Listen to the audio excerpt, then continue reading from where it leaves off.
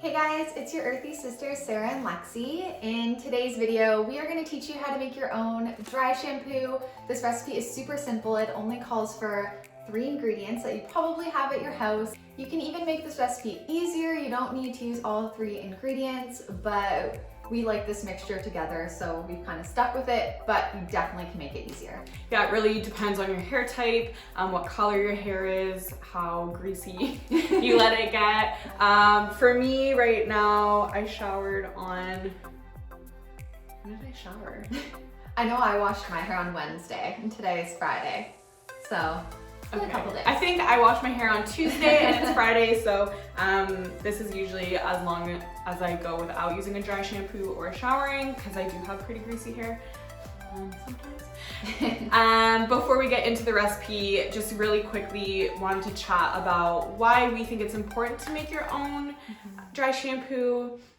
When you're buying store-bought dry shampoos, they typically come in an aerosol can, which has really nasty chemicals in it that not only harms our planet, but also harms our bodies because there's tons of nasty chemicals. Not to mention you're, putting that right onto your scalp, which is the closest thing to the brain. So I just personally don't trust it that much.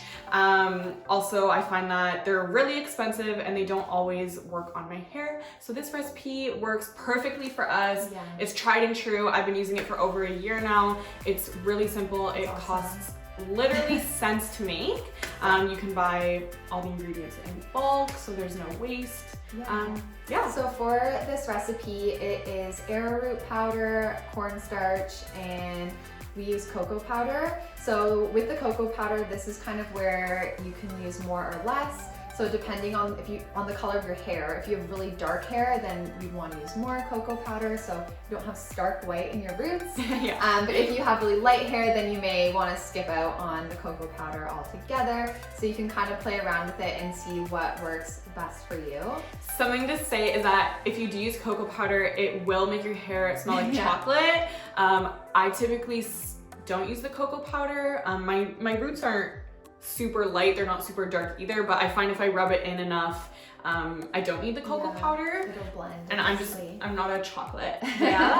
One more thing too, when you are using a dry shampoo, we'll show you at the end of this video, but basically you're gonna put it on the top of your head, really scrub it into your roots, and then you're actually gonna take a towel and rub it on your roots to take out any leftover oil, and then you don't really have any white residue or chocolate residue left in your hair. I also like to use, if you have like an old makeup brush, that's really good for application. You just dip the brush in it and then you would just run the brush kind of through your roots, and that's a really nice way to put it on too if you don't want to use your fingers. Yeah, I just find you kind of have to like scrub it, like almost like you're washing your hair. So yeah, we'll show you the recipe and then we'll show you how we put it in our hair at the end.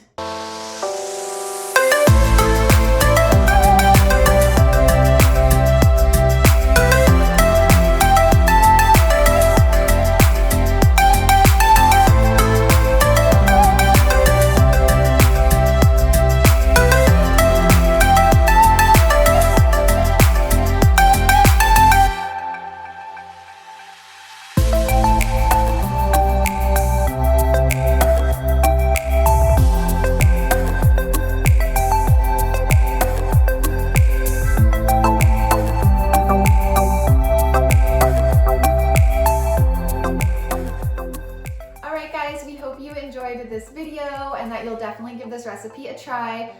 Comment, like, subscribe.